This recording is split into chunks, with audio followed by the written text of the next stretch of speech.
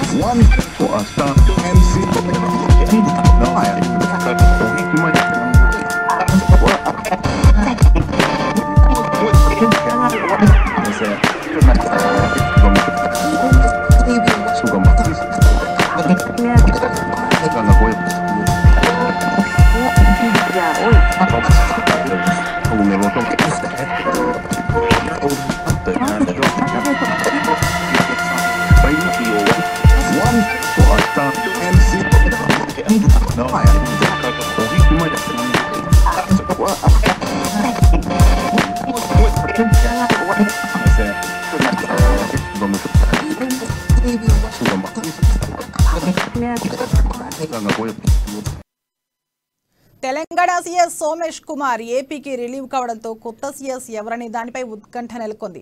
అయితే సీఎస్ రేసులో ఇద్దరు సీనియర్ ఐఏఎస్ అధికారులు ఉన్నట్లు తెలుస్తోంది. శాంతికుమారి, రామకృష్ణారావులు ఈ రేసులో ఉన్నారు. అయితే ఇక ఇదే అంశంపై మరింత సమాచారం మా ప్రతినిధి ప్రణయ్ అందిస్తారు. ప్రణయ్, చెప్పండి. Thank you Telangana.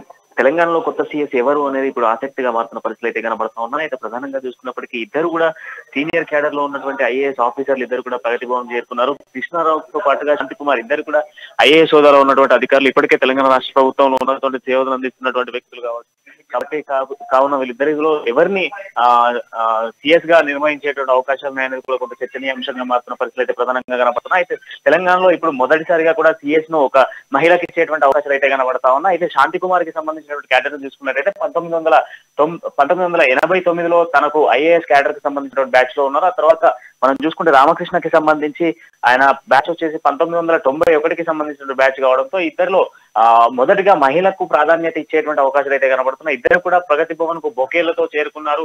సో బొకేలతో చేరుకున్నటువంటి వీళ్ళిద్దరికి సంబంధించి ఎవరిని సీఎస్ చేయబోతున్నారు, తెలంగాణలో ఎవరిని సీఎస్ చేయబోతున్నారు అనేది కొంత ఇప్పుడు ఆసక్తిగా మారుతున్న పరిస్థితి అయితే కనబడుతున్నాయి. అయితే కొన్ని నెలల సన్నిహితంతో ఇప్పుడు తెలంగాణలో సీఎస్ సోమేష్ కుమార్ కి సంబంధించి చూసుకున్నట్లయితే ఏపీ బైఫర్కేషన్ తర్వాత సీఎస్ సోమేష్ కుమార్ అప్పుడున్నటువంటి సిచ్యువేషన్ 2017 నుంచి ఇప్పటి వరకు కొనసాగారు.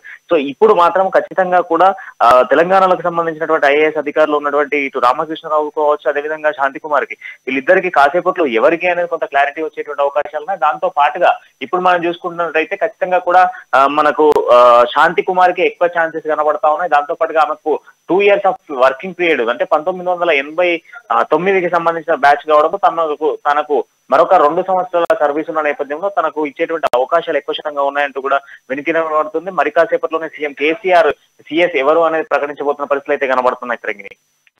Thank you Pranay.